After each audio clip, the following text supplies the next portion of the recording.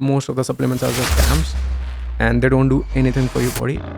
Just popping a multivitamin every day is not making you healthy. The reason you are taking it is because you have this misconception that, hey, it can't make me unhealthy. How bad is steroids? It puts massive amount of load on your heart. And that's why most of these bodybuilders, they die at such a young age. Nobody who gets to Olympia stage can claim to be natural. They do take drugs. My name is JC. Mr. Jitendra Chouksey, founder of the largest online fitness community in India. I learned a lot of techniques from him. I am excited for you guys for watching the episode. I was obese as a kid and I wanted to take my physique to the next level. And that kind of forced me to educate myself on fitness and nutrition. What is the deal about taking too much protein? Anything can be good for you and anything can be bad for you. Dosage makes the Now I'm going to talk about the elephant in the room. People are dying with heart attack in the gym. If you have never worked in your life, you go to the gym, work out for 3 hours, you'll die. Hello guys, welcome to another interesting podcast session, Gut Feeling with Dr. Pal. In this session, I have my inspirational fitness coach.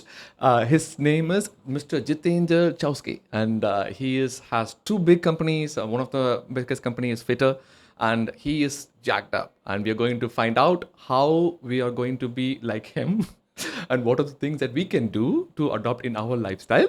Let's dive deep into it. Hi, Jitendra. Hi, Dr. Paul. Thank you. Thank you for your time. Thank you for being in the podcast. It's a pleasure. Thank you for inviting me. Beautiful. So I have seen you in pictures, in your videos and everything. And as soon as I saw you in person, the next step is I want to be the next JC. Looks so fit. So fit. I know you. This is what you do on a daily basis. But there should be a wake-up call for you somewhere in your life, correct? Right. And what was that? I was very curious. So I was obese as a kid. Huh. And I was about 13 years old. Huh. And that's when one of my school friends told me that, hey, why don't you do something about your health? You keep eating, maybe you should work out. So that's the first time I heard that there's a place where people go and exercise. And I started working out then, and it's been 24 years I've been training. And yeah, so from 13. Yeah, 13 years to now, yeah. So you, even in your college days, you just continued working out, per se? Yes, I continued working out, but my concepts around nutrition were pretty bad. So I did not know anything about nutrition. So I've done all sorts of fat diets, the juice, the detox, and talk about it, the GM diet. Right. But I think I got more inclined towards nutrition roughly 10, 11 years back. When I wanted to take my physique to the next level, and I wanted to make sure that, hey, I have to make this sustainable because I was tired of doing all sorts of BS diets, right? So that's when I started learning and educating myself more on nutrition. And then that's where it all started. Wow. So I tell this in all my podcasts, I am a doctor and during my medical profession, always the treatment of any disease is weight loss. And we were looking about how to do weight loss. The next page will say, okay, we'll talk about the next disease. Yeah. We don't talk about weight loss or nutrition that much in our medical curriculum. Then I realized that as we discussed, I had a personal health care. And then during my journey, I learned all this by myself. Yeah. Is this 80-20% rule of 80% diet and 20% fitness? What is your take on that? I think a diet is as important as training, is as important as sleep, and they're all as important as hydration, right? So we basically focus on 4 fundamental pillars: motion, nutrition, hydration, and rest. So everything is equally important. And if you ignore any of these pillars, your health will go for a toss. So you have to focus equally in all of these fundamental pillars. Motion, nutrition, hydration and rest. Yes. Hydration is water. Yes, just drink enough amount of water. Yes. Not alcohol. No. Right. So hydration is water. Yes. Okay. And nutrition, what was the first thing that you said that, maybe I might be doing this wrong, let me change it in your journey? Right. So the basic concepts that everybody knows about nutrition is like, hey, this food is good, this food is bad. pretty much what I knew back then, right? So somebody said, hey, eggs are healthy. Then someone said, hey, eggs are bad because they have too much of cholesterol. Someone said brown bread is healthier than white bread. Brown rice is healthier than white bread. You have to eat boiled chicken. You have to eat boiled spinach. All of those things, right? And I just kept reading. And back then we didn't have Instagram. We didn't have, all sorts of scientific literature, access to that literature that we have now. Correct. Back then it was bodybuilding forums, Reddit forums. So I used to be part of those forums, and it all started with just arguing with random strangers, and then one argument led to another one, another led to another, and then I found myself down in that rabbit hole, arguing people online about fitness and nutrition. And that kind of forced me to educate myself on fitness and nutrition. And basically it all started with that. Just a little argument on bodybuilding forums. Wow. And then I think that kind of opened my eyes. And then I started reading, and then it was like one thing to another, and then here you are. Here I am. Biggest online fitness community. Yeah. Good. In India. Yes. Good. Very impressed. Very inspirational as well. Kudos to you, and thank you for inspiring us as well. But during this process, even my weight loss journey as well, nutrition has always been an issue with all these confusion on the internet. If you have to butt some myths about a few of the nutrition facts over here, are carbs really bad?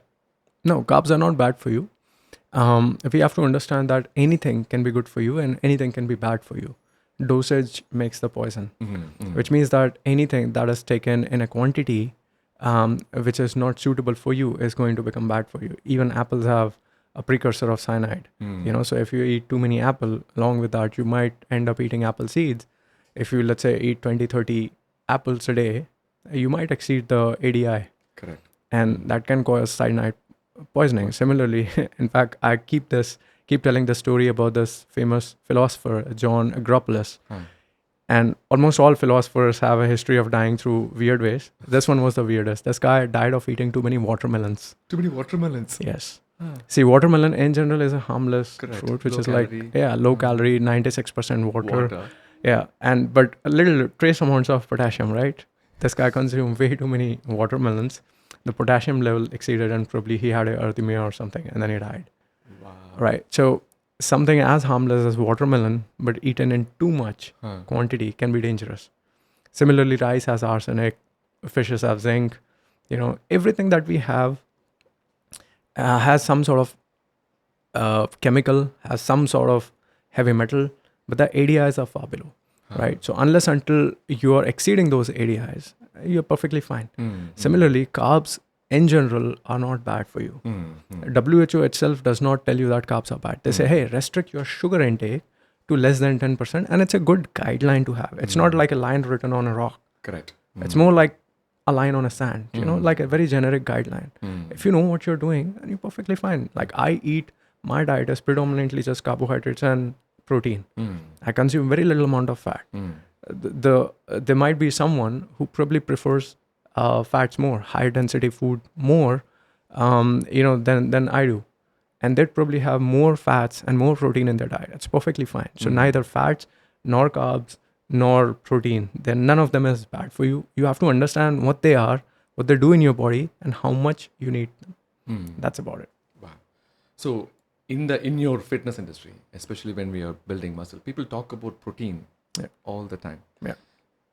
I myself, among medical doctors community, while I was trying to build muscle, I was eating 1.25 to 1.5 gram per kilo. Right. Per kg of body weight. Per kg of body weight, right? My friend, he's a nephrologist himself. And he was like, dude, this is not good. I think you should cut down, who's teaching you all this? That's what the YouTube guys are telling me, man. Let me just do that. He said, no, you need to be careful, you need to be figuring out all those things. Even as a medical community, we're not able to come to a common thing.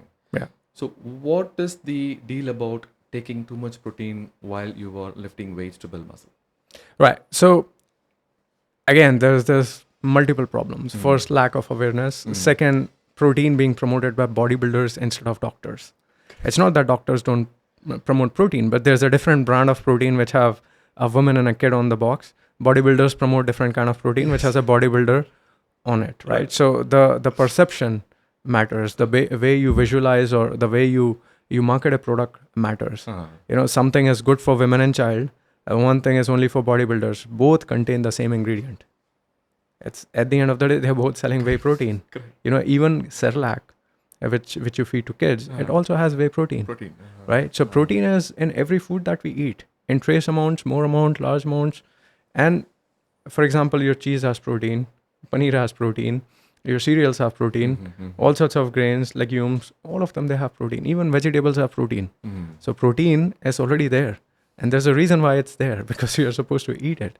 We are supposed to eat it because protein is the building block of our body. Absolutely. Right? Essential. Every single cell. There's about 20,000 different proteins made out of these 21 essential amino acids. Right? And we know that there are certain amino acids, one non-essential and essential. So non-essential is the one that the body synthesizes on its own. Essential ones we have to take from the food. So we need protein not just for building muscles. There's a daily protein turnover of about 200 grams in healthy adults, which means that your body loses about 200 grams worth of amino acids every single day. So you have to replenish those amino acids if you want to maintain your cellular health.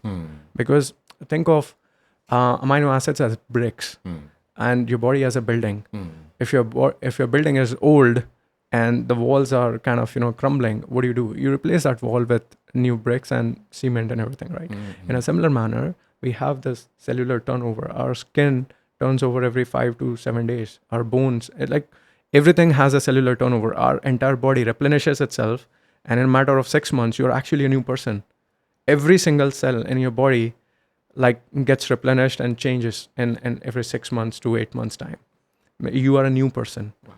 Right? And all this happens when you eat food and you derive amino acids. And these amino acids are then needed for building those. If that doesn't happen, your building starts crumbling and there's no way for you to fix it. Right? So the notion that protein is only needed for building muscles needs to go away. It's a very dangerous notion. Yes. Second thing is that we need to kind of also enforce the fact that you don't need protein powders. There's nothing wrong in taking whey protein if you're a vegan, if you're a vegetarian, if you're not able to consume sufficient amount of protein from your food. Correct. But having said that, there's enough sources around you that you can consume protein without relying on external protein sources. You don't need a protein supplement. You can very well consume 60 to 80 grams of protein from your food. That's you need some planning.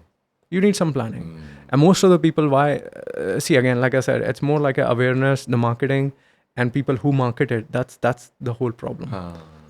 So the whole change shift has to happen. So marketing is, protein is only for bodybuilding people. That is wrong.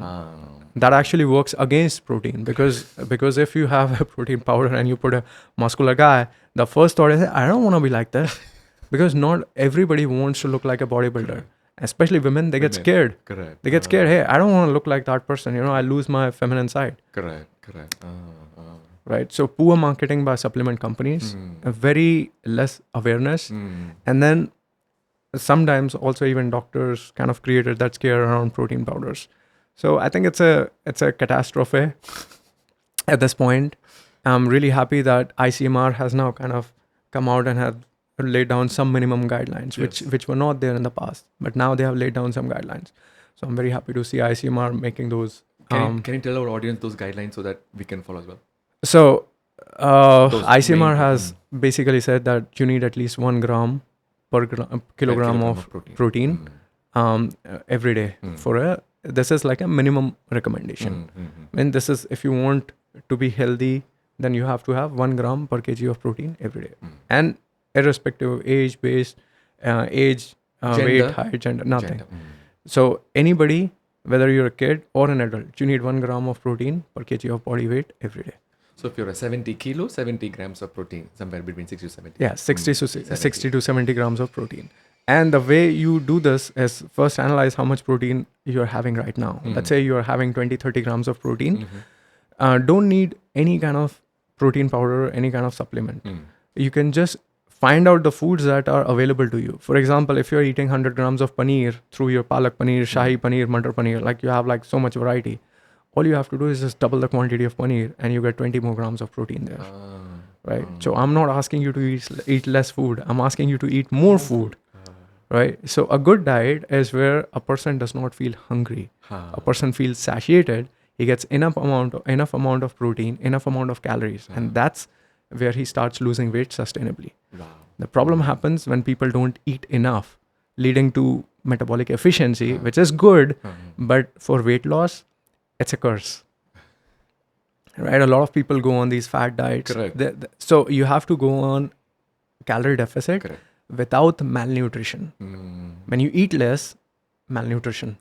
The metabolic rate goes down to a point that you might not be able to recover. Yes. Yes. I tell my patients is that after I knew about all this, before I used to not talk about nutrition at all. Right. But every patient walks into my gastroenterology clinic. Yeah. The first thing I ask is two things. One is how much fiber that you're taking per day. Yeah. How much protein that you're taking per day. Yeah.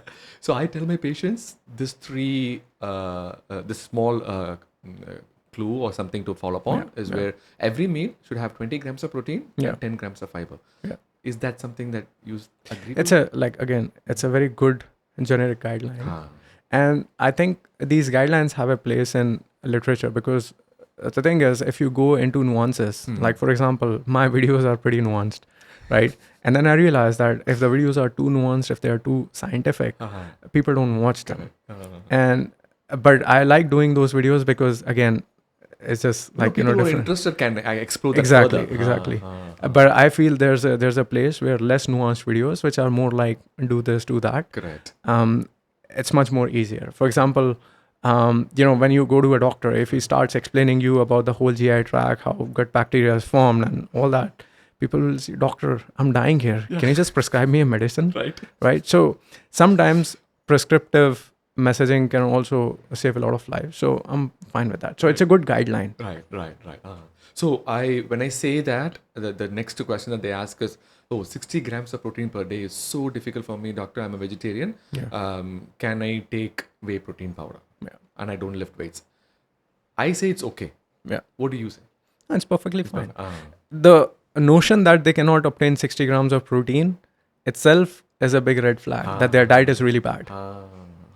Right? They can take protein powder, no problem. But being a vegetarian, if you're not able to obtain 60 grams of protein, your diet is horrible. Which means the education and awareness is not there. Yes. What do you do for those people that come to you? No, we have to tell them. You're saying you can't get 60 grams of protein. You're eating dal. Everybody in India, they eat dal. Right? 100 grams of dal will give you around 22 grams of protein. Right? Then you get then you have paneer. So 100 grams of paneer will give you roughly 15 to 20 grams. You can eat yogurt. Yogurt will give you 6 grams of protein per 100 gram. You can easily eat 200, 300 grams of yogurt per day. All this is very good. And there you have it. You have almost 60 grams of protein with just from these three ingredients. Yeah. And there's so much more. One good thing I really like about it is, if you don't know where to start, at least start eating the same thing, one more serving. Yes. Correct. That kind of like meets the criteria. Yeah. And coming to the vegetarian sources of protein, soy. Soy, sir. What is your take on that? Yeah, it's fine. FDA has vindicated soy. I think there's every year there's about 2,000 peer-reviewed studies on soy. So soy is one of the most researched food on the planet. I agree. And the bad rep that it got was from 2 case studies. And again, we don't consider case studies in high regards. They're garbage. Correct. Right. So the 2 case studies, one was about this guy who developed gynecomastia after drinking 8 liters of soy milk every day. Correct. 8 liters of soy milk, the calories are way too much. Obviously, he got fatter. Correct. And as you gain more fat, because fat cells also release your estrogen, right? So there's so many things that the case study missed out on, but that's the study that keeps coming out. That's a very, very stupid case study, right? So that's the case study which has kind of destroyed reputation of soy. And so far, that's the kind of science that scientists have fought over so many years. Right. Correct. And so I think as of 2021, 2022, soy has been vindicated. The claims about soy having Thyroid. anti-cancer and even lowering risk of your LDL cholesterol. Those claims have been reinstated by FDA. So 2016, FDA said, hey, soy cannot make these claims. 2017, they put it up for revision, and then FDA agreed that yes, soy can have these. They can have these claims. So soy is completely fine, and it's a good source of protein. And out of all the vegetarian sources, vegan sources, I think soy has the highest bioavailability. Correct. Yes. Correct. So if you take it from tofu or tempeh, I think the bioavailability is almost as good as chicken or beef. Correct. Yeah. In my gastro research, there's a concern about soy interfering with thyroxine absorption. Yeah. Which plays a role slightly, but not to an extent that it causes hypothyroidism. So it elevates TSH, Correct. but it did not have any Clinical. It did not have any effect on your circulating thyroid levels. Exactly. Right. So raises TSH, but it's just a stimulating hormone. It does not necessarily translate to increased level of. Yeah.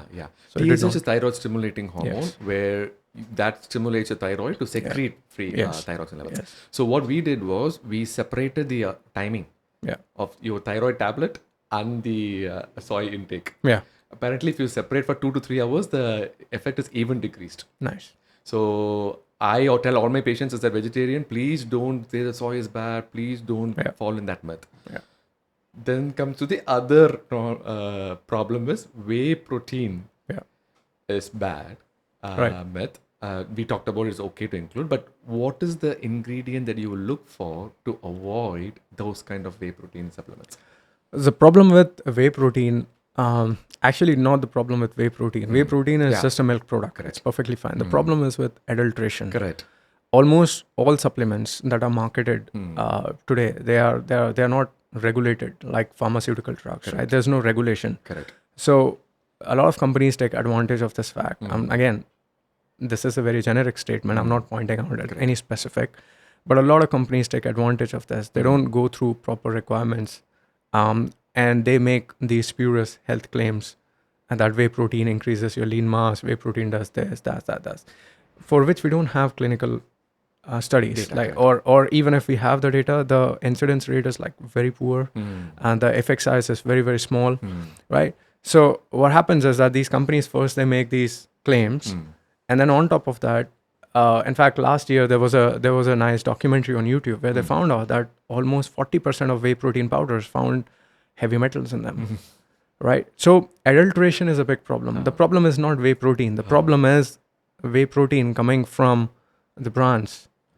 So the problem is that do you have a brand that you can trust blindly, and you are getting a safe supply of whey protein? That's a problem. As a consumer, what should I look for when you guide me to pick the right brand? So again, I don't endorse any brands. Yes. I just tell people that, hey, first try to get as much protein as you can from your food. Correct. Otherwise, if you do have to include any sort of protein, maybe 1 scoop or 2 scoop, then just check out, there are some websites like Trustpilot, I guess, Correct. and Labdoor. Correct. And in India also, there are a couple of websites. Just go through the websites and they publish lab reports of different whey protein brands, right? So just go through the lab reports and then find out if this brand is genuine or not. And then go and buy from that brand. I have done that as well. Trustpilot, and we'll put that in the link in the description. That's the same thing for probiotics as well. Okay. Same concept. Right. You'll be surprised in US, the probiotic supplements is unregulated. Right? There was a study where they took a over-the-counter probiotic bottle. Right. It says 100,000 lactobacillus or something like that. 1 billion, something like that. Go to Trustpilot and then do that. Number one, there was no 100,000. Number two, there was no lactobacillus at all. Yeah. See, that's a problem with supplements, and that's why I've always taken like a not so pro supplements stand, because the problem is not the supplements. Problem is the brands that manufacture these supplements, and it's just white labeling. Because at the end of the day, where do most of these whey protein supplements come from? They come from dairy. Correct. And it's not like every whey protein company has their own dairy. So there are central dairies which supplies whey protein, and people buy graded whey protein. So if it's the highest grade whey protein, it will be exported. Lowest grade whey protein, you'd probably give it to Indian brands, Indian companies. Unfortunately, that's how it works in India. I see. And then you have these generic manufacturers. You just give them the brand name, and that's about it. They'll launch an entire range of supplements. People have no clue what the supplement does. Correct. But these generic manufacturers will manufacture an entire range of supplements for you. So you have anti-aging supplements. You have drugs like M&M, NMN, and then you have all these collagen peptides Glowing and everything. skin. It's all a big bullshit scam. It's crap. Your take on creatine? Creatine is okay. So again, one of the most researched supplements. So I want to clarify my stance on the supplements that I believe do have some place. So there are you have your whey protein supplements, protein. If somebody is not able to get adequate amount of protein from their dietary habits, they can take some supplements. So whether it's plant protein, whey protein, soy protein, isolates, right? So that's again dependent on how good or bad your food habits are. Second thing is ergogenic supplements. So creatine is an ergogenic supplement. It does not directly aid in muscle growth. Okay, it just improves your exercise intensity or your lifting performance because it increases the amount of ATP that's being produced in your cells, right? So creatine, L-arginine, then any nitric oxide derivatives, beta-alanine, all of these ergogenic supplements are not needed by 99.99% of the people. They're good for athletes or people who are seriously into fitness and bodybuilding or, yes. So these are ergogenic supplements. Then you have conditional supplements. So multivitamins or vitamin D or any sort of like fish oil and all these things, they are conditional supplements. Now, very important for people to understand that just popping a multivitamin every day is not making you healthy. Correct. And you don't even see any benefit. The reason you are taking is because you have this misconception that, hey, it can't make me unhealthy. It's not, if it's not helping me, it's not hurting me. But that itself has created a $30 billion supplement industry. Correct. Right? So don't take supplements that you don't need. If you think that you need a vitamin D supplement, get a blood test done. Correct. If you find out you have a deficiency, let your doctor prescribe you a proper vitamin D supplement. There are OTC medicines, but then there are prescription medicines. So this whole nuisance of fitness and wellness products, it has to stop. So to summarize, any sort of protein supplement, ergogenic supplements you probably don't need if you're serious into lifting. Creatine has evidence, beta-alanine has evidence, L-arginine, glutamine? Evidence is not so strong. No. Okay. And then conditional supplements, vitamin D, B12, or any other supplements that are there. Apart from this, most of the supplements are just scams and they don't do anything for your body except taking your money. Okay. Yeah. So, I take whey protein, isolate, Right. because, when you take lots of protein, initially the gut might be a little bit a problem. Yes. And it's a huge problem for me. Yeah. I feel bloated, I have constipation, which is what it's supposed to do because protein is supposed to... No. So No, increases the type... no, if you're feeling bloating because of whey protein, and then shouldn't take it. So what happens is you're a gastroenterologist, Correct. right? So our gut bacteria is very dynamic and it evolves and adapts to the food that we eat for a longer period of time. If we are someone who traditionally grew up eating, let's say, dal and chawal, we have more of those gut bacteria which can easily break down dal and chawal. But if we move to another country and start eating broccoli, then suddenly next day you'll get constipation, and then you'll have to take help of laxatives. The thing is that you have to ease in whatever you are taking in. You have to ease in, allow the body time. So 3 to 4 weeks is good enough time for your body to develop new bacteria, and that can help you get comfortable with any new food that you're adding. So first thing is, if you're watching this podcast and suddenly getting this urge of buying whey protein and adding it to your routine, 2 things. One, don't add 1 scoop of whey protein right away. Always do test how your body is responding. If you're not having problem with 10 grams of whey protein, go ahead and add like a 1 scoop. If you have problem with even 10 grams, then add 10. So slow down the process so that your body adjusts and does not react adversely because you don't have sufficient gut bacteria. Right. If you feel bloated, that means that your body is not able to digest it properly. Correct. If it's not able to digest it properly, it's not getting absorbed in your body anyways, Correct. right? Another thing is eat your protein, don't drink it. Because when you're eating your protein, you're giving your protein enough time in your stomach and in your digestive tract, and protein has to be broken down in your stomach and intestines, right? But if the exposure is not enough, the bacteria might not get enough time to break down the protein, right? So eat your protein. If you're drinking it, it's just going along with the water. It's not getting enough exposure in your stomach. It's not getting enough exposure in your GI tract to be broken down.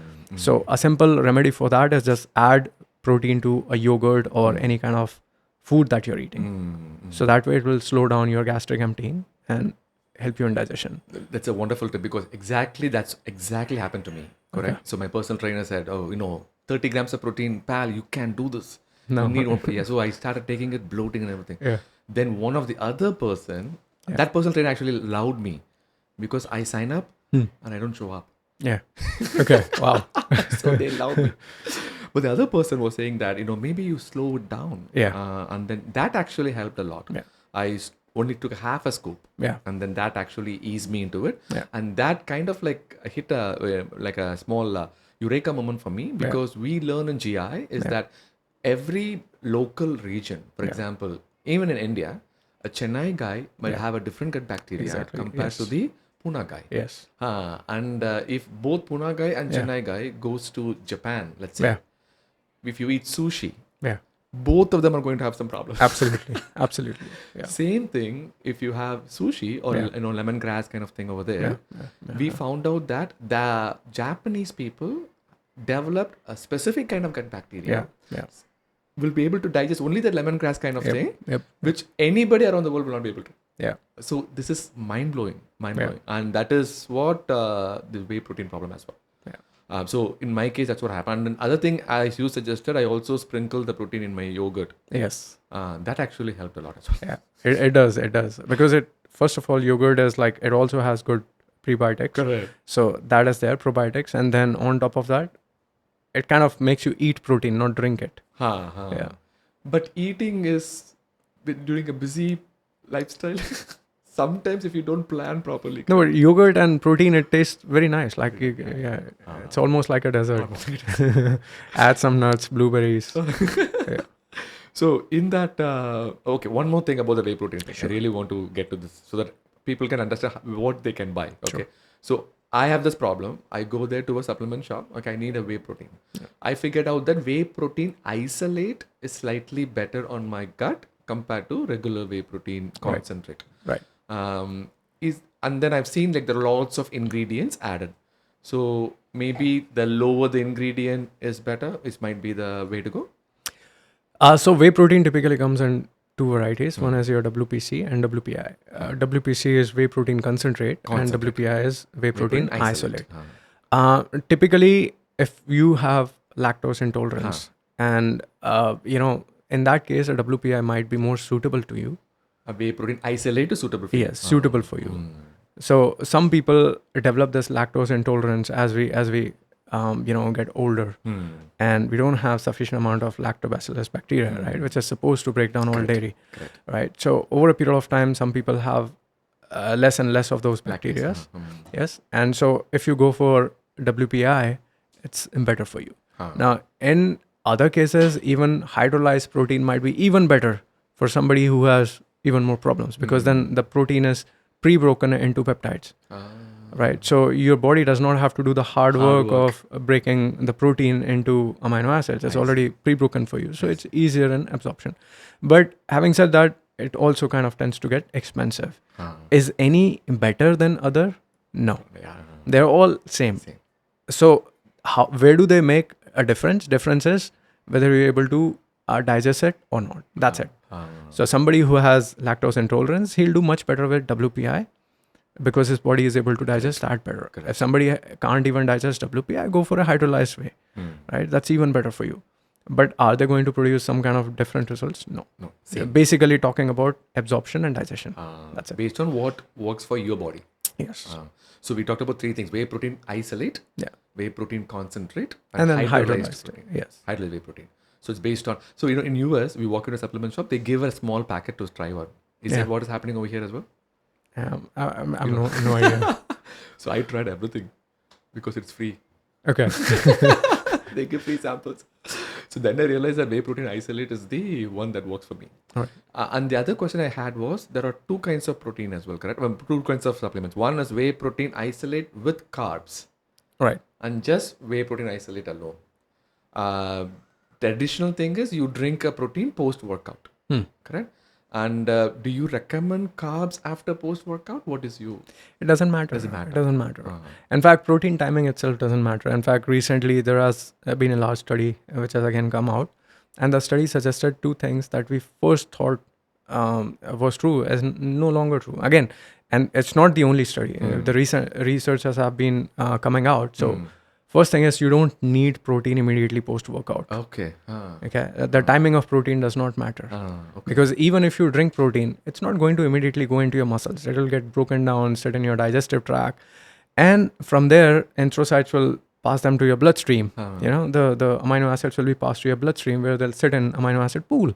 Now, if the pools are empty, then the protein might the amino acids might take seep in. up for absorption. But if the pools are not empty, you don't need that, right? So post exercise, there's high intake of amino acids, but that does not mean that you need amino acids immediately post workout. You can take all of your amino acids towards the end of the day, as long as your amino acid pools are filled up. You don't need to worry about exactly what time you take them. So one thing is, timing of protein intake does not matter. Quantity of protein intake per meal also does not matter. Like I said, when you said 20 grams per protein per meal, it's a good guideline because that helps in digestion of protein. Okay. The research also said your body can easily absorb up to 100 grams of protein per sitting. Right. So people get confused between digestion and absorption. Absorption, correct. Yes. So people face issues in digestion. Absorption is not a problem. If you have amino acids in your GI, it will get picked up into bloodstream without any problems. It's not getting flushed out in urine as opposed to what people think. Yeah. I think in due course of time, you keep taking this whey protein isolate something, you will develop gut bacteria. You will. Slowly, in 2 to 3 months, you digest that as well. Yeah. Wow, I didn't know this. I've been like drinking like bunch of whey protein isolate after, the Post-workout. Post-workout. I said, I did so much hard work. Let me just get the maximum benefit out of this. Now, it's something that supplement companies have a habit of, because they make kind of a big deal out of it. They say, hey, immediately have your whey protein post-workout because the most beneficial thing. How about the pre-workout banana? It's fine. That's okay. That's fine.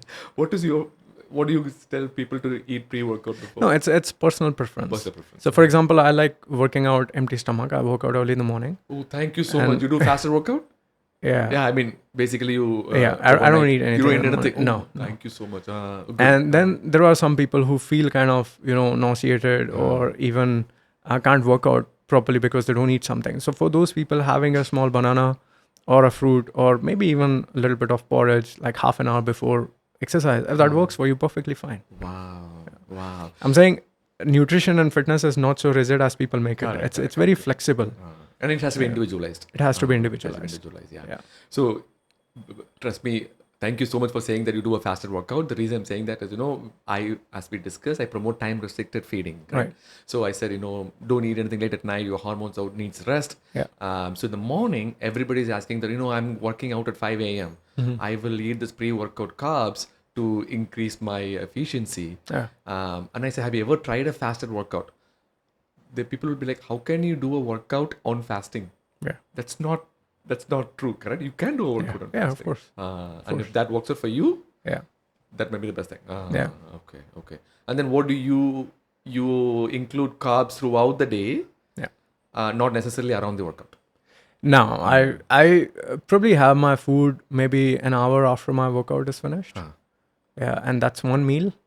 And then I have the other meal early in the evening. So you have 2 meals a day? Yeah, 2 meals, 2 to 3. That's about it. Yeah. And snacks in between? No, it's just water.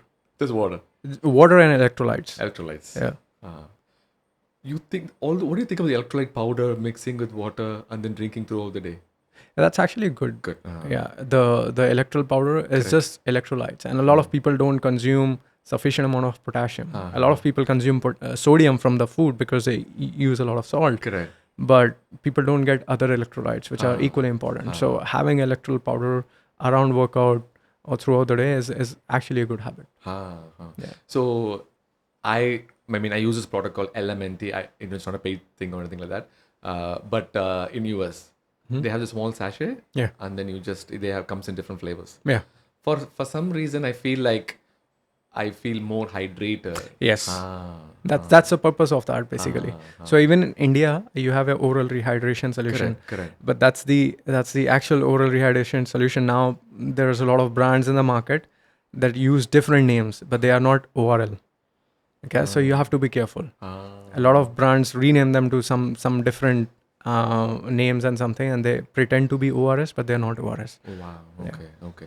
Just coming back to your routine. So you work out in the morning? Yes. Every day. Every day. Every day. Yes. Have you ever missed at least one? I missed one today. You missed one today? Yeah. Because of this podcast? Yeah, I did a couple of push-ups, but that's about it. For me, that itself is a workout. That way, no, I don't miss. You don't miss. Yeah. Wow. Okay, so you do work in the morning. Yeah. And then 1 hour after, you have your breakfast. Yes. Okay. It's lunch. Lunch. Yeah, call that lunch. Yeah, first meal of the day. Yeah, okay. He's the ideal role model for my method. See? Okay, super. First meal of the day. Around like 10 a.m., 11 a.m. Yeah, 12. 12. You can say 12. Yeah. I do that as well. Yeah. Any coffee in the morning? No. Do you drink coffee at all? No. The reason is... No coffee tea. The reason is you don't like it or you... I don't like them. You don't like them. Okay. I've never liked milk, coffee, tea. Never. How about the fitness thing claiming caffeine before workout? I do take caffeine. Yes. In morning. Yeah. Tablet or powder? I have tablet. I also have pre-workout, which is like a green apple pre-workout. So I take that. Okay. And then that has some evidence, correct? Caffeine. Caffeine, creatine, whey protein, L-arginine, Phenyl. and what else? Alanine? Yeah, L-arginine and beta-alanine.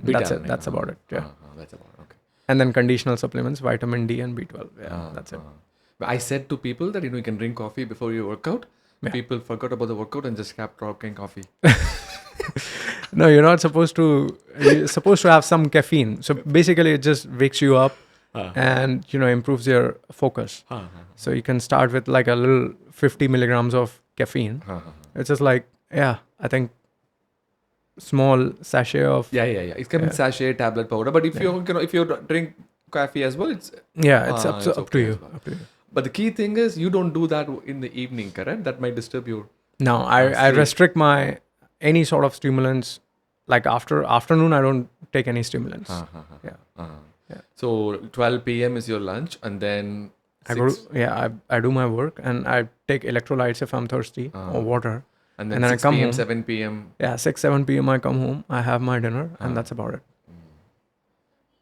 You should be my patient. I shouldn't say patient. I should say test model. Say, look at JC. If you follow his method. So that's what I tell my patients as well. Lunch and dinner. I think you don't need that much, to be honest. Yeah, I don't need. I'm always at around 18 to 1900 calories, maybe 2000, but that's about it. And so I don't need to eat too many meals. I like eating a lot of food in one meal. So I can't do like 3 meals. If I eat 3 meals, I'll end up eating too much. So you add fiber? Yes, I eat vegetable every day. Yeah, spinach. Yes. Vegetarian or a non-vegetarian? Are you? I'm vegetarian. Vegetarian. Yeah. Okay. So you are able to... For you... Oh, I forgot to ask this question. For example, you are pretty fit, correct? Yeah. So if I want to be like you, right? Which might not happen, I'm just saying. So when we are lifting weights and muscle, what is the amount of protein that we should take? I forgot to follow up on that question. 1.5 gram per kilo, or what do you say? Yeah, so I am 68 kgs and I take about 120 to 130 grams of protein. 120 to 130 grams of protein. Yeah, this is the amount which does not cause any problems, no flatulence, no bloating, nothing. And this is the amount that keeps me full. And most of it actually comes from just food. So whey protein I take only when I'm traveling because I don't trust brands. Any thoughts on plant-based protein? Yeah, plant-based protein is fine. I think it's a great alternative to animal-based protein for people who are vegans, right? So I understand the ethical concerns there. So I think it's a good alternative. The only challenges are if you're on a plant-based diet, your protein intake has to go up. So if you are on an animal-based diet or dairy-based, if you are taking, let's say, 1 gram protein per kg of body weight, if you're on a plant-based diet, I'd suggest do a minimum of 1.5 gram per kg of body weight because the bioavailability is pretty lower. less. Yes. Unless it's a soy-based protein, then the bioavailability is slightly higher. But if it's like a plant-based, legume-based, pea protein, rice protein, then I think you have to increase your intake of protein. Yes. So then maybe 2 scoops. Yeah. So, in the US, there's this thing called Orgain. The reason I'm saying that brand is that that's a departmental store called Costco. Costco is like you go there, everything it comes in like big bottles. There is nothing in like small. It's a wholesale store. Yeah. Every Indian person goes to Costco for sure. Everybody goes to Costco. We all go to Costco. In that, there is this thing called vegan protein, and people have asked me, what to buy. I said, look at the ingredients, minimal ingredients, and then whatever isolate that works for you. Please take it. But based on what you told me, plant-based protein, maybe it is 2 scoops, maybe better. It's because of the bioavailability. Yes. Yes. Basically, your net protein consumption would go higher. So, for example, just to give you some example, if you, let's say, take egg protein. Now, egg protein is 100% bioavailable. Correct. So, if you eat 100 grams of egg protein, you'll actually end up with 100 grams of egg protein in the body. Okay. So, you'll get equivalent amount of amino acids. But let's say you were taking a legume-based protein, right? So if you were taking, let's say, 50 grams of legume-based protein, 100 grams of legume-based protein, only 50% of that protein is going to be available for your body. Okay, so if you need 100 grams of that, you would actually have to eat 200 grams. I see. Wow.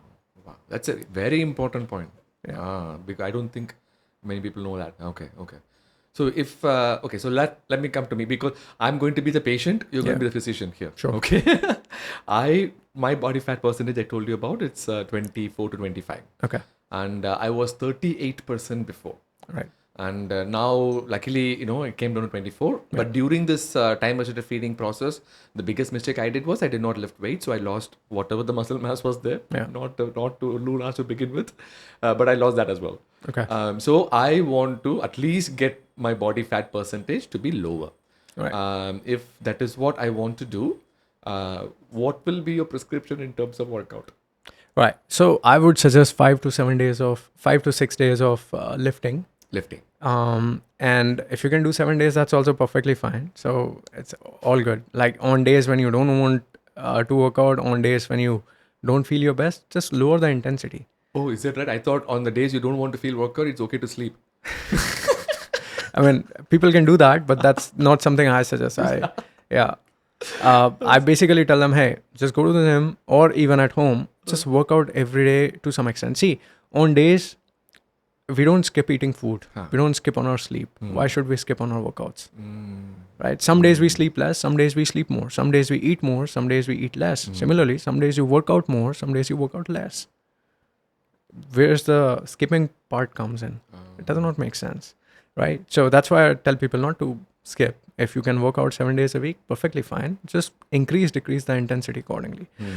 Coming to your workouts, I'd suggest 5 to 6 times a week resistance training. Again, you have to focus on building all the muscle groups, right? Which means that focus on primary exercises should be more compound exercises. Compound exercises like chest press, bench press. Yes, bench press, squatting, deadlift. If you have a perfect back, healthy back, then sure, deadlift, lunges. There are safer alternatives, I see. But up to you. I see. Right? So pull-ups, push-ups, all these are good compound movements. Okay. So include these. Then comes your isolated movements, which is for your lagging body parts, right? So for example, if you want to focus only on your biceps or you have lagging triceps or you want to focus on your delts, then you can focus on isolated movements. But in general, focus more on compound movements and give enough stimulus to your muscles throughout the week.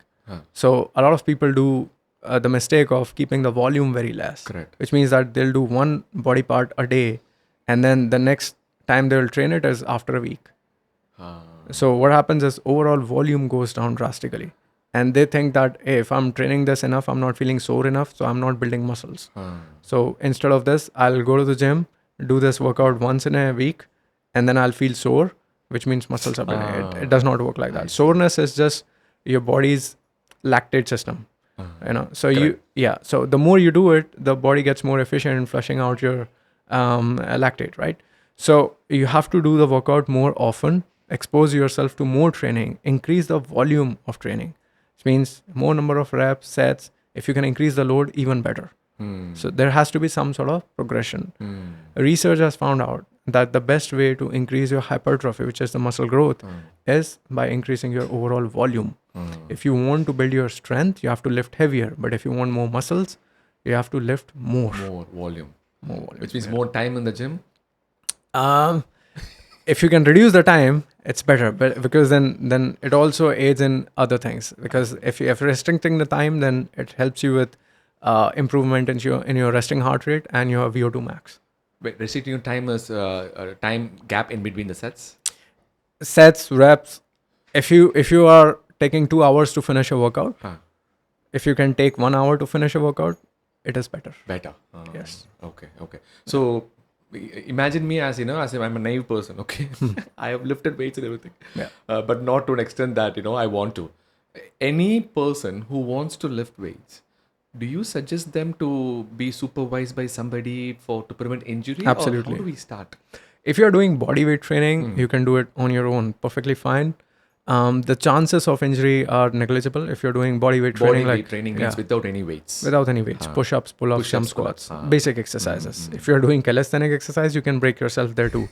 So it is extremely important for one to get supervised in basic form of any exercise. If you're doing any weight training exercises which are not assisted, for example, you have machines, right? So machines are pretty simple to operate.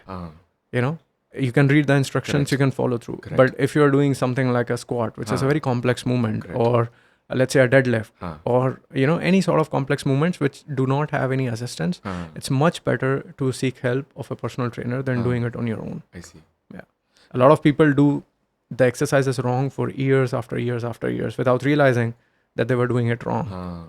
I'm going to be very honest. Initially, I did not believe in this concept because I went to this US-based gym. 1 hour personal training session was $75. It's expensive. Yes. I was like, dude, I might not even come to your gym. Why should I pay $75? Yeah. I'll just pay the $15 per month. Yeah. And then I'll just do whatever I can. Yeah. Correct? Yeah. Third day, I was so motivated. Third day, did the shoulder press. And that's it. Shoulder joint got inflamed. Yeah. And then it took 6 weeks for me to recover. Yeah. Then the motivation is gone. Then it took 6 months for me to gain the motivation back. Yeah. So I think one way to avoid this is by restricting yourself to very simple exercises. A lot of people underestimate how effective and efficient it is to just do simpler exercises rather than doing complex exercises. For example, I would never tell anybody to do behind the back your tricep extension or skull crushers. You don't need these complex movements unless you're planning to become a bodybuilder. In that case, maybe you can do all sorts of isolated movements, but in general, 99% of the people will benefit from doing more simpler exercises, which is your squats, push-ups, pull-ups, lunges, maybe basic shoulder press. That's about it. Wow. So restrict yourself to very simple exercises. The more complex they get, the more chances of injury. And then you increase weight there. So it's like, your car, if it goes at 5 miles per hour, if it bangs itself into a wall, nothing happens. You're safe. Goes at 200 miles per hour, the accident is exactly. So with increased load, the chances of injury also goes up. Wow. Yeah. So it's okay to recommend that, when you start, better to supervise if you are not doing body weights. Yes. Okay.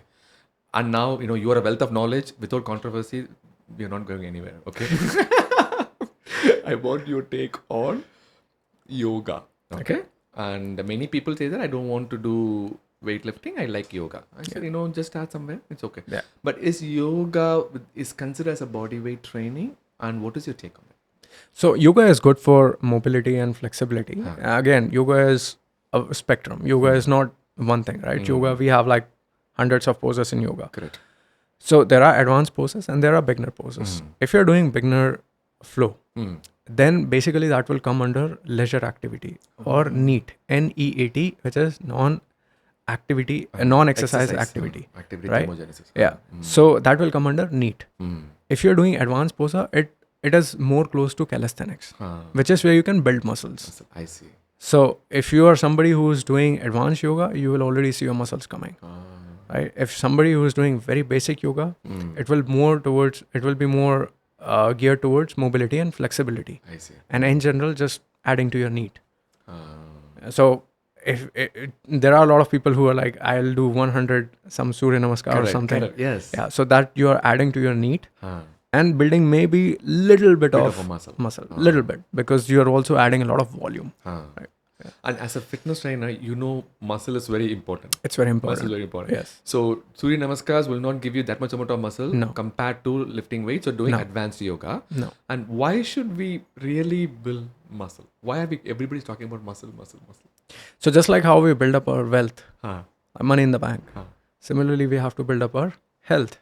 And health is basically muscles in the bank.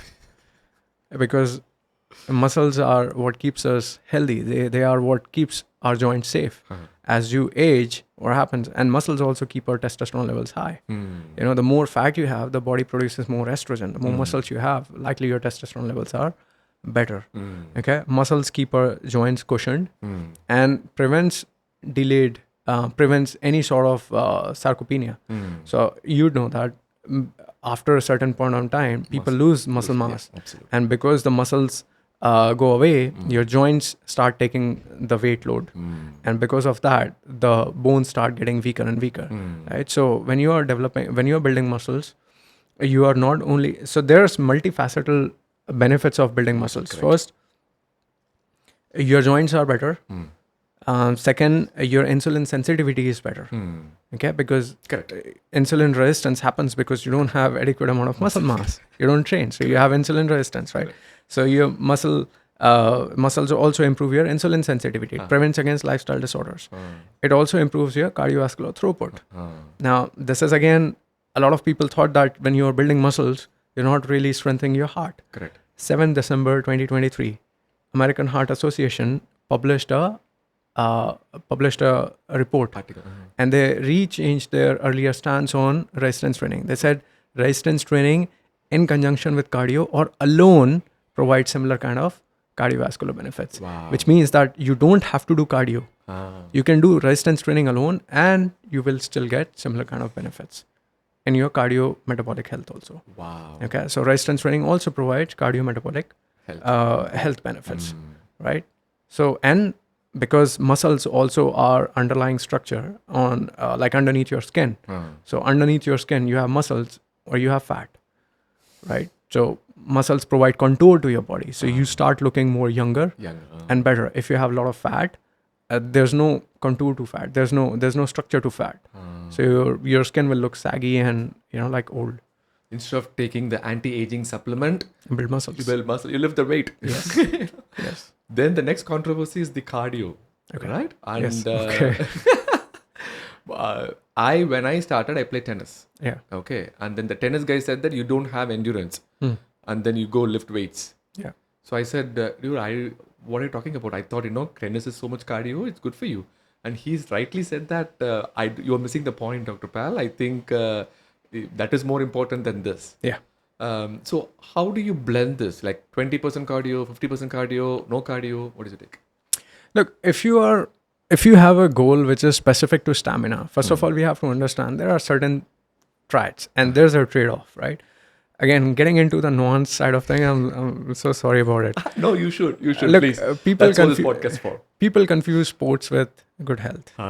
Okay, somebody says, hey, I'm playing tennis, so I must be healthy. I'm playing cricket, I must be healthy. I'm playing football, I must be healthy.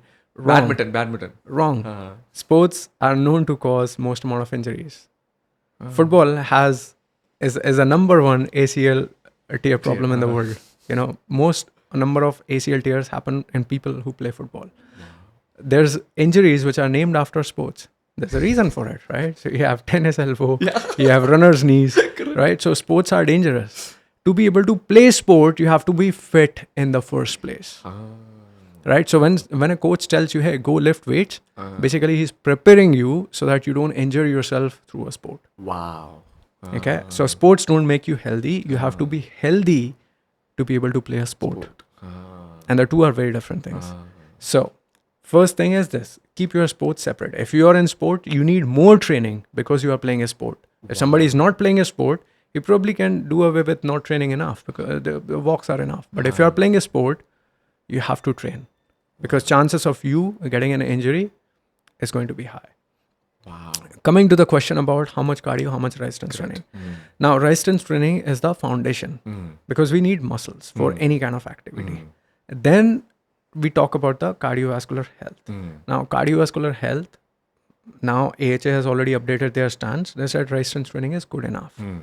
Okay, so if you are just doing resistance training, keeping track of your calories and everything, there's a good chance that you'll have good cardiovascular health also. You don't need to do any additional amount of cardio, right? But if you want to, let's say, take it up the notch, you say, hey, I want to improve my endurance. I want to improve my stamina for something, some goal of mine.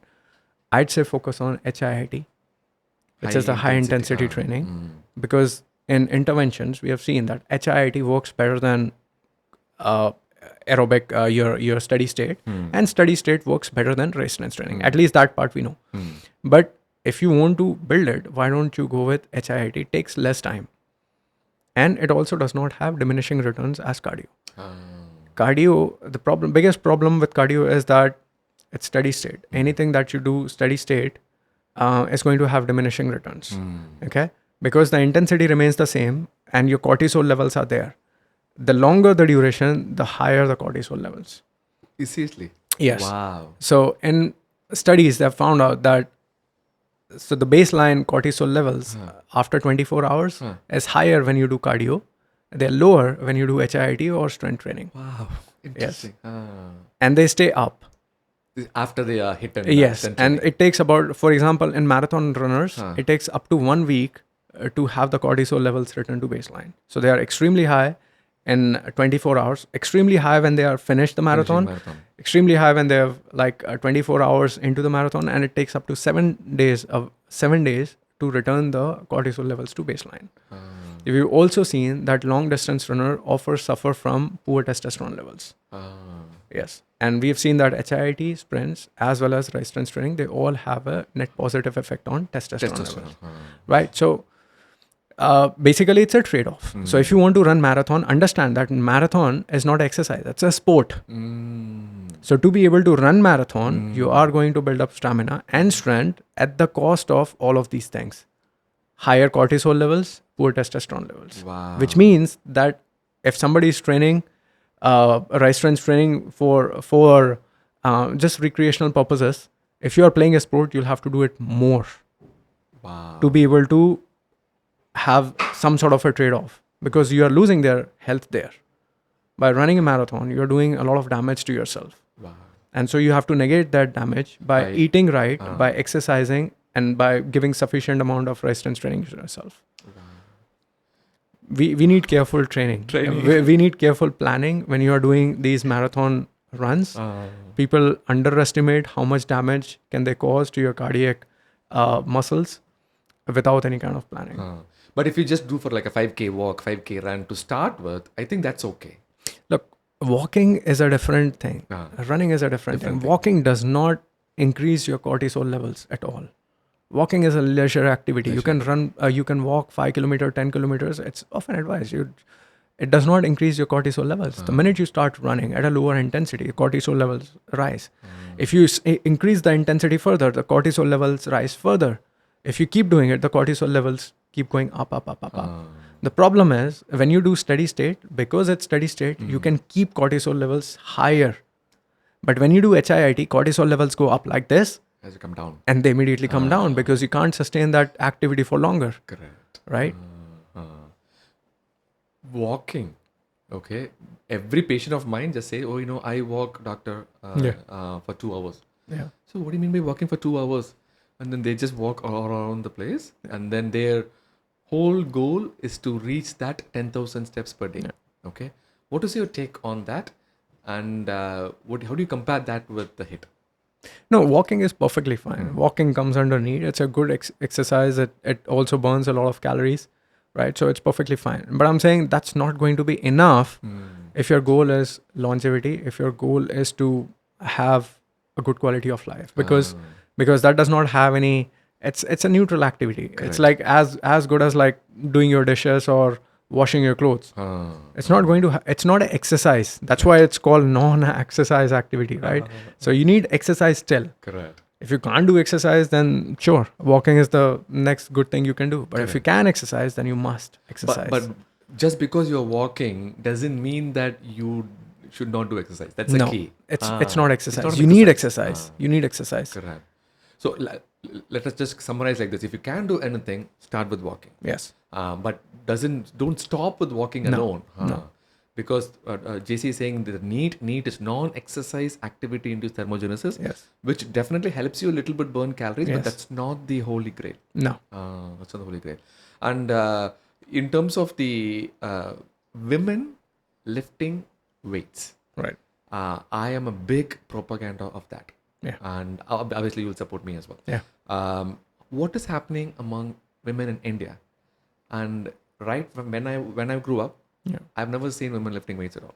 Yeah. Now it is changing. Yeah. But is it changing enough, or what is your take on that? I do hope that it changes because it's for everybody's good. Women not lifting weight is probably one of the worst things that can happen to women's health. Women need to lift weight. Correct. Like men need to lift weight, women too need to lift weight. They also need to build muscles. I think the fear comes from women watching pictures of jacked women on steroids on stage and thinking that, hey, if I take protein, if I go to the gym, this is how I'm gonna look, which is not true at all. What will happen is, if you go to the gym and eat enough amount of protein, is that you are going to not get unfit. You will not get obese. You will not develop cellulite. You will not look older. That's what's going to happen. And a lot of women don't understand this. You have to lift weight if you want to stay healthy and if you want to reduce the signs of aging. There's no better makeup than a good workout. Wow. Yeah. So 2 important things I want to ask you. The first thing is, how bad is steroids? And steroids, do they have a role in bodybuilding? Unfortunately, steroids do have a role in bodybuilding. You can't get that big without steroids. So we're talking about Ronnie Coleman, Yes. Arnold Schwarzenegger. And nobody who gets to Olympia stage can claim to be natural. They do take drugs. Okay. There's your natural physiology, and there's your there's unnatural physiology. So when people step on Mr. Olympia kind of stage, they definitely have to take drugs, whether they admit it in public or not. But I think by now it's all out. Yeah. Right. Now, do steroids have any role in general fitness? Absolutely no. I think steroids are dangerous, and everybody should stay away from drugs as much as they can. Now, why do I say this? Steroids are dangerous? Because see, what is the ultimate aim? If your aim is to build six-pack abs, just have a decent physique, a shredded physique, or athletic physique, it's very much possible. Look at Ronaldo. He's 38. He trains every single day. He's 6 to 8% body fat. Look at Michael Phelps, shredded. Then you have so many players, so many athletes who have like muscles, decent muscles, and they look shredded. In fact, our Virat Kohli. Correct. Right. So you can get to that level naturally. You don't need drugs for that. You can get even better. You don't need drugs. You need drugs when you need like some sort of like a monster, like a physique. That's when you need drugs. Unhealthy and dangerous. And I'll tell you why. What happens is, researchers have proved that even if you don't exercise, steroids can aid in gaining muscles, which is funny. So steroids can build lean tissues even if you don't exercise at all. You don't need to exercise at all. Steroids will aid in muscle tissue growth. Same happens with growth hormones or any sort of illegal drugs. The problem is, any sort of non-functional tissue, be it fat tissue or muscle tissue, requires upkeep. Our heart pumps oxygen and nutrients into all muscle tissues. If you add, let's say, 2 kilograms of muscle tissue or fat tissue, it is going to start beating faster, right? And the heart has not become efficient. You've just put on muscle mass without exercising, which means my heart has not become efficient. The efficiency is the same, but now it needs to work more because it needs to deliver more nutrient and oxygen to 2 kilograms of additional tissue. Wow. Right? Which means it puts a lot of stress on my heart. Wow. Now imagine putting 10 kilograms of muscle mass. Sure, you worked out and all, but getting 10 kg of muscle mass, out of which, let's say, some was through your training, but a lot of it was it wasn't assisted through training. It was primarily because of your intake of Drugs. steroids, right? It puts massive amount of load on your heart. And that's why most of these bodybuilders, they die at such a young age. Wow. Right. So that's one of the main reasons. So whether you are obese or you're a drugged bodybuilder, the two look very different, but physiologically inside the heart is equally messed up. Wow. And they have equally bad lipid profiles. So if you want to be a bodybuilder, you want to look good, sure, but you're also kind of writing a death sentence. The bottom line is no role for that in a normal person who is maintaining fitness. Oh, super. And the guys who take drugs, they have doctors, they understand the risks. I mean, look at all the bodybuilders who have died. I'm pretty sure they thought, hey, it happened with somebody else, it's not going to happen with me. But then it happens. And the problem also is that a lot of youngsters haven't seen enough time, which means that they're 20, 22 years old. And most of the bodybuilding which got popular was after 60s. So if somebody was in 60s and 70s, they were, let's say, 20, 25, they're still like, 60 or 70 years old. No. And yes, exactly. So a lot of people haven't seen a full cycle of effects of steroids on human beings, which means that they don't know the extent of damage that is done. Somebody who's born maybe in 2030 or 2040, who's seen one full cycle, 100-year cycle of people using and abusing steroids, would be able to say, hey, steroids are bad because this is how many people it killed.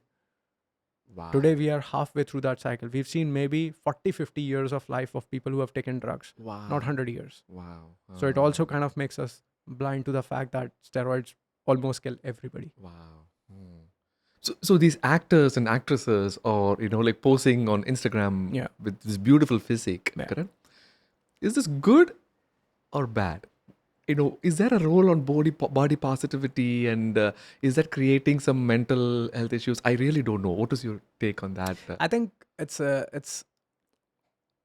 look, I also post shirtless pictures of mine. You can. I cannot. Right. So I think there has to be an intent behind why you are doing what you're doing. My whole intent around this is that you can build a great physique and you can age in a much better manner. You can be highly efficient. I'm 38 years old and I have much better blood parameters, much better VO2 max, much better resting heart rate than maybe a 20, 25-year-old, right? I'm saying this is possible. And so for me, it's more like transparency. I'm putting it out there. I put my blood reports out there. My testosterone levels are 926 ng per dl, right? So I put my blood reports out there for everybody to see. Look, I'm 38 and my testosterone levels are high because I've been training for so long. My food is clean. My diet is clean. I sleep 8 hours every day. I drink 4 liters of water every day. If you do the same, you can do this, right? The intent is not to body shame somebody, but tell somebody that, hey, if you do this, this is, So it's more from educational point of view. I don't post pictures of me in like modeling kind of an environment. I mean, if it's with family, then yes. I don't put like pictures of me in like modeling kind of poses. I just do it usually working out. So usually you'd see my pictures in the gym when I'm working out. It's kind of to inspire people to go to the gym. Because see, we are going through a health crisis. Today, half of the world's population is obese. And it's also going to be one of the biggest reasons for downfall of humanity in the coming future if something is not to be done. We have lots of drugs coming out, a lot of interventions coming out, even semaglutide, which has come out. Ozempic. Yeah, it has come out, and they went through these step trials, step 1, step 2. What have we found out from step 1? I said, hey, semaglutide aided in help people in losing about 18 kilograms of weight in 1 year. When they stopped the treatment, all the weight came back, but 5%, right? So imagine somebody investing so much time and money in taking a semaglutide treatment, but all the weight came back when they stopped the treatment. Right. 42% people also had some sort of GI issues, right? Yeah, yeah. 4% people developed severe issues, which are like much more than just vomiting and diarrhea, Correct. severe complications. Correct. Right? So I'm saying, even through time and everything, people might develop some sort of novel drugs which are 100% safe. But I'm saying, without lifestyle interventions, these drugs cannot keep you fit. There's no way. There are EMS machines people develop. They say, hey, it's a tool for the lazy to build muscles.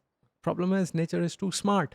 You can electrically stimulate your muscles, but to build muscles, you need mechanical tension, which means core, hard work. God needs you to work hard. Your body needs you to work hard. You cannot just electrically stimulate muscles. That can relax your muscles. It can aid in some sort of like a physical therapy, but it will not build muscles. Right. I could see the level of excitement in your eyes when you say you need to build muscles. So a talk on Ozempic, okay? Yes. Everybody in US is on Ozempic. Yes. Everybody. Even in India, a lot of startup founders are on Ozempic. Yeah. So as a GI, we see the bad side of Ozempic, correct? Because semaglutide works by slowing down the stomach contraction. Yes. So when we do endoscopy, camera Yes, test, yes. what happens is you have eaten dinner at 8 p.m. Yeah. and the endoscopy is at 8 a.m. in the morning. The food is still there. Yeah, still there. The food is still there. And that is why you are losing weight, because you're not feeling hungry. Yeah. Once that medication is out of your body, your stomach will start contracting back again. Yeah, you end up eating more End up eating more. because there's no lifestyle intervention. There's no education. People just rely on drugs Correct. as the ultimate. Yeah, that's Correct. it. But There's no that's change not in what- mindset. There's no change in mindset. The semaglutide is only good for two people. One is the company, because you are hooked to it, correct? There is no way you're coming out of it. Yeah. Second is gastroenterologist. No, I think there's third category of people. So I don't. Oh, yeah. I'm sorry. Third category is there is a role for semaglutide in particular subset of patients. Yes. 1% of the people who are like 150, 160 kgs, they can't exercise, they can't work out. Correct. And for them, obesity has kind of become like a disease. So along with lifestyle intervention, I think semaglutide is perfect. Exactly. But if there's no lifestyle intervention, then you're ruining your health. Correct. It can also be a good alternative to bariatric surgery, because bariatric surgery is slightly more complicated and have far more side effects compared to the new version of Ozempic. Ozempic, correct. Now I'm going to talk about the elephant in the room. Okay. Now we have talked about, people want to work out. Yeah. We have decided I'm going to go to the gym. Yeah. And I see this report that people are dying with heart attack in the gym. And right after any report that comes out, my inbox gets flooded. I said, Dr. Pal, you said to work out. What is this? It's better that I don't do anything. Yeah. What is your take? How do you I'm pretty sure you've been asked that question so many times. So it's largely ignorance, and people don't look at a bigger picture. People don't look at the statistics. So fact is that in India, roughly 20 to 30 lakh people die of heart attack every day, which means on a given day, you have at least 6,000 to 8,000 people dying of heart attacks. Now, every day, 6 to 8,000 people who are dying of heart attack, what are the top reasons as per WHO? Obesity, lack of physical activity, alcohol, tobacco, and smoking. And then you have stress and air pollution. Family history. Right? But top reasons are sedentary lifestyle, obesity, smoking, drinking, tobacco. Right? So 6 to 8,000 people are dying because of that. But one fine day, 1% dies of heart attack, and you're going to blame exercise. How stupid is that? So every day, 6 to 8,000 people are dying. And people are ignoring that. Media is not picking on that. The media is picking on, there were 6 doctors who died, out of which one played tennis. I mean, where's the correlation? He played tennis, so what? We've already established that sports is not necessarily healthy for you. You have to be healthy enough to play a sport. And health is much more. Health is motion, nutrition, hydration, and rest. If you're missing out on any of those things, you're not healthy. Right? So I think it's largely people who have some sort of bias against exercising, or people who are lazy. They typically use these things as a trap to confuse others also. For example, if I'm a lazy guy who loves eating and drinking and I do all that shit, if somebody tells me, hey, why don't you do something about your health? He's like, hey, look at that healthy person. He died. That's why I'm not going to the gym. So it's more like an excuse for self. Because if I really was invested in it, I'd research, I'd look at the statistics, I'll find out the reason for death. Now, Out of the 7 odd cases that happened last year, what did we find out the history? Were they smoking? I can for sure say that some of them were very heavy smokers.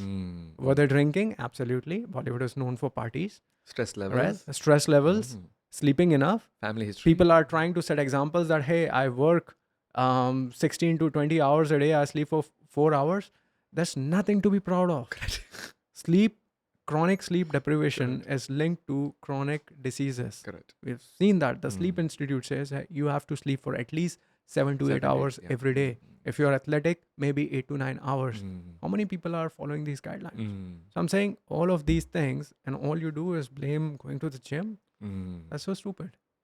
How about being fit during exertion, right? Is that a real concern where, you maybe there is underlying coronary artery disease and you are working out while you're exerting too much that the heart vasculature is not able to compromise. Is that a concern at all? So if you're lifting weights, there's no chance that you're dying because of lifting weights.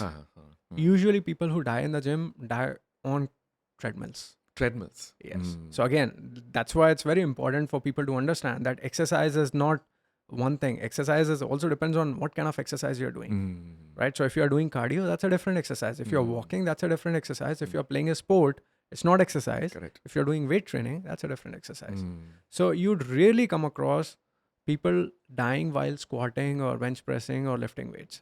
Usually when people die in the gym, they're either on the treadmill or doing some sort of a cardio exercise, right? So they have to be evaluated before, or? Yes. So if you have, let's say, pre-existing illnesses, if you have some pre-existing high heart blood issues, pressure, yeah, or in that heart case, issues. Yes. In that case, it's always better to get a supervision, get a clearance from your doctor.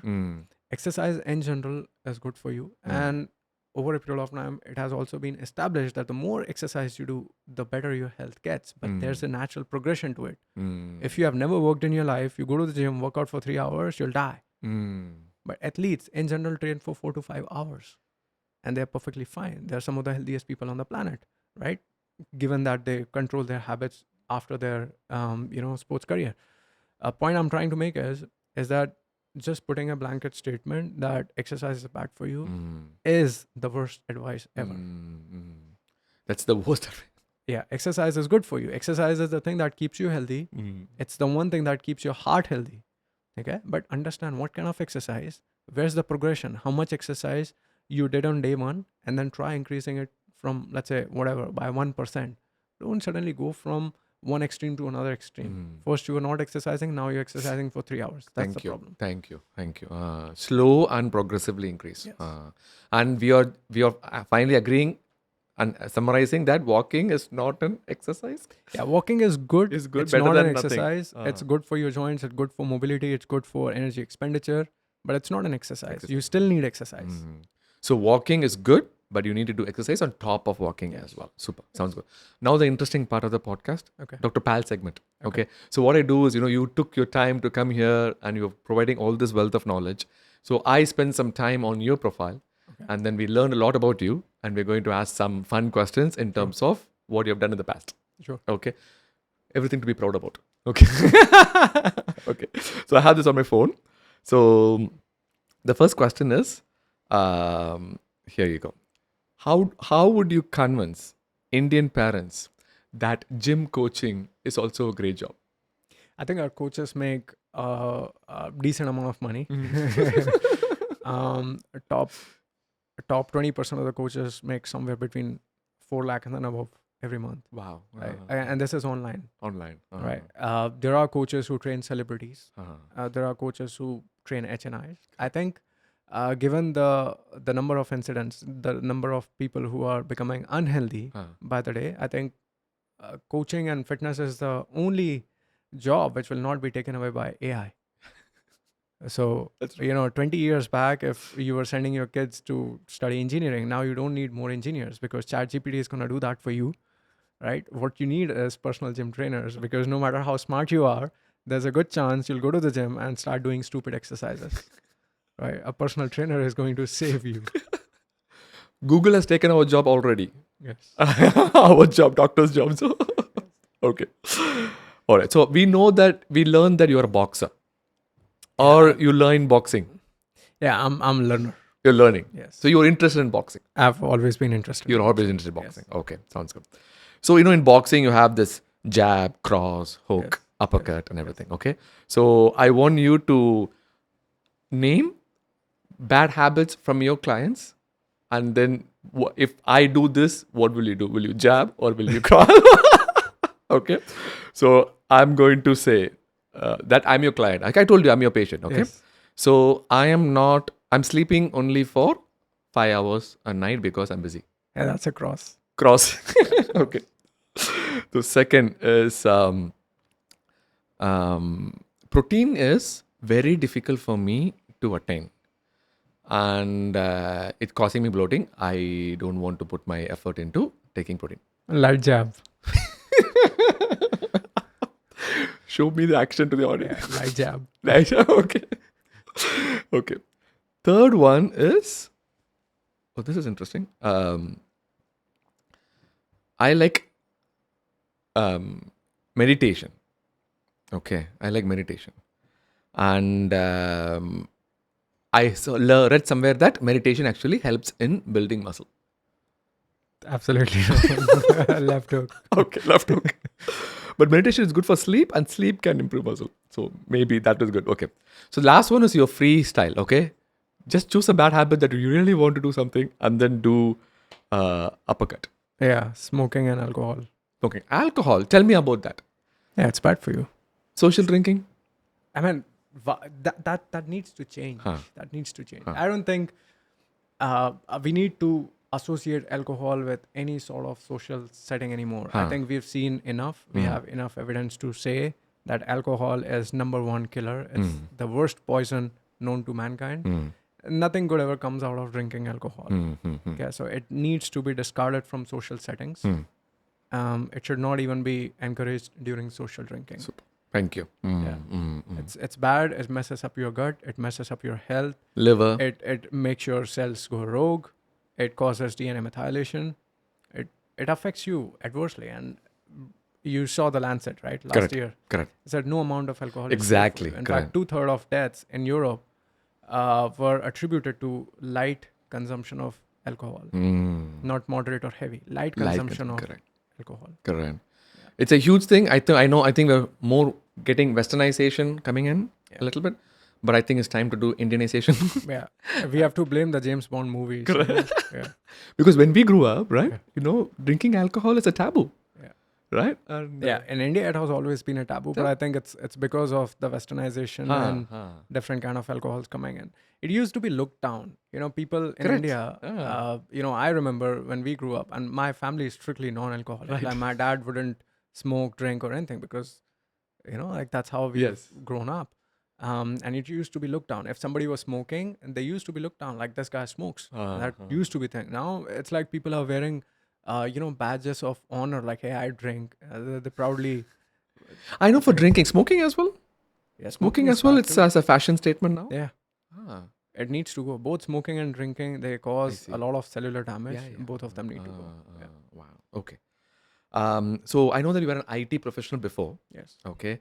And Before that, I have to confess that I have done smoking and drinking myself. is that right? I'm not too proud of that. What made you quit? My daughter. Your daughter. Yes. How old is your daughter? She's 10 now. Wow. Yeah. So before her birth, it was like for a brief time. I've come from a family who's vegetarianism, no eggs, no smoking, no drinking, and I've been like that for 24 years of my life. And then I went to Bangalore, and I got in some bad company, IT, because there's the chai sutta break, and then chai sutta break. So then you start smoking, and then from there you start going to weekend parties, and even though you are non-alcoholic, you do it. Correct. And then it kind of becomes a habit. So getting into the habit of smoking and alcohol is so easy today. And getting rid of it is so difficult. Then I got married. I moved to Pune and my wife got pregnant. And then I said, I have to become a better father. So I quit both. Wow. Goosebumps. Inspirational. Thank you.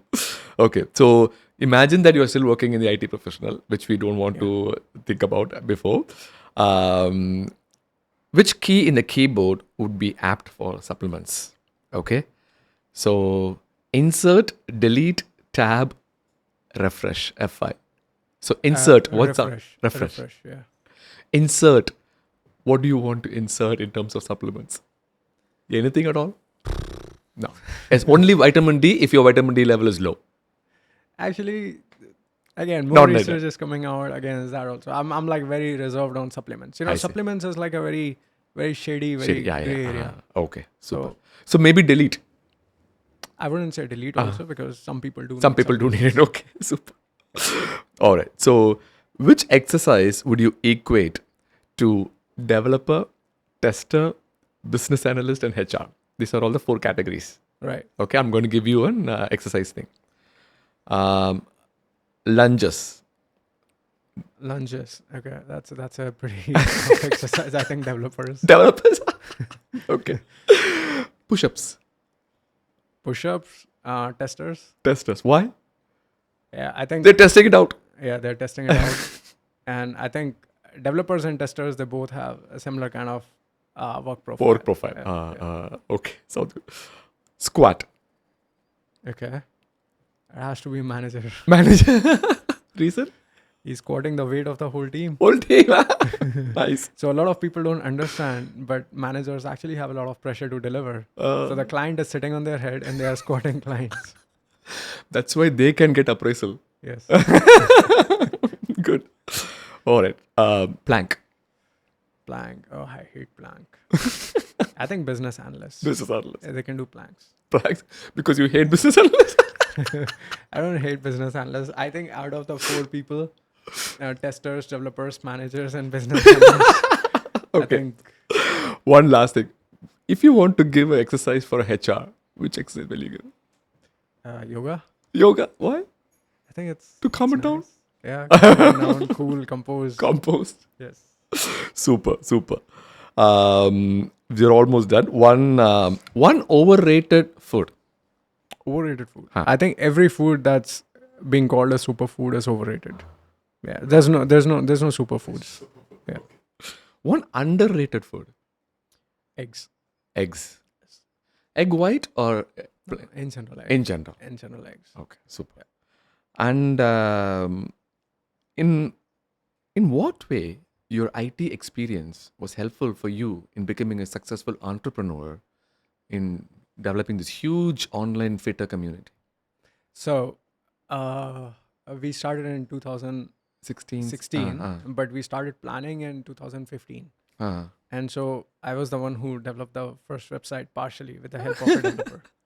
So I did the UX UI and we had a developer and it was just 90,000 rupee website. Wow. Nice. Okay. And one strange myth, you could say, you came across in your experience as a gym coach. Strange. I mean, so many myths So many that myths. we hear are so strange and bizarre. It's just crazy. I think the worst of them all was that if you stand and drink water, it will cause you arthritis. The water will go straight into your knees and it will cause you arthritis. Seriously, that was a myth? People believe that. Wow. Yeah, a lot of people believe this. Wow. And it was not propagated by some regular guy. It was propagated by some guru or somebody who said this. Wow. Yeah, and then somebody was telling that the eggs are menstrual waste of chicken. Oh my God. Yeah. Wow. So We need more of you. We need more of you. Okay. One last thing is I am a big on promoting, weightlifting in women. Yeah. If a woman decides to lift weights or do any kind of strength training after seeing this podcast, where should they start? start at home. Mm-hmm. Start at home. Start with doing basic exercises. Do bodyweight squats. Bodyweight squats, like looking at YouTube is okay? Yeah, perfectly fine. okay, Can't possibly No get injury. injured. No, Okay. Yeah. Okay. So start with bodyweight training. Ah. Start bodyweight squats. Do some sit-ups. Hmm. Leg raises. Try leg raises if you're extremely overweight. Mm. Where you lift your legs in all directions, front, side, back. Okay. Yes. Uh-huh. And you can try doing sit-ups. Mm. Okay. Apart from this, you can do lunges. Mm. Lunges are also very easy to do. Apart from this, you can do knee push-ups. Mm. where you go down on your knee Correct. and then And try then to push. push yourself up. So Mm. that's going to help for your Mm. upper body. Now, Mm. apart from this, you can also try doing dead hangs, which is Mm. like hang yourself on something. So that will help with your lats and your arms. Mm. Right now, over a period of time, now this is you doing this as a beginner, but Mm. over a period of time, as you get better at this, basically you'll be able to do push-ups, pull-ups, and squats. So And these three compound movements take care of your entire body. I see. Yeah. I can relate to what you're saying because I was almost like basically a female body profile while I started because I was not able to do anything. Right. I started with knee push-ups first. Yeah. So now I'm doing without knee 10 push-ups. Yeah. Perfect. Okay. Next time I see you, I have to do 20. 50. 50. 50. So and also we were talking about this that next time I'm going to be jacked up. Yes. Okay. At least we'll reach the body fat percentage of 17. No, we have to try less than Less 15. than 15. Less than 15. Less than 15. Yeah, Less than we'll 15. achieve less than 15. Transformation Yes. of Dr. Pal, which even Dr. Pal doesn't know he'll be able to do. We'll get there. Okay. Sounds good. Thank you so much, JC. Thank you so much. You so much. It was awesome. I had so much fun, learned a lot. Now I'm as a patient, and you are a physician in terms of fitness. I absolutely love the session. Thank you so much for your time. Thank you so much. Thank you so much. Bye-bye.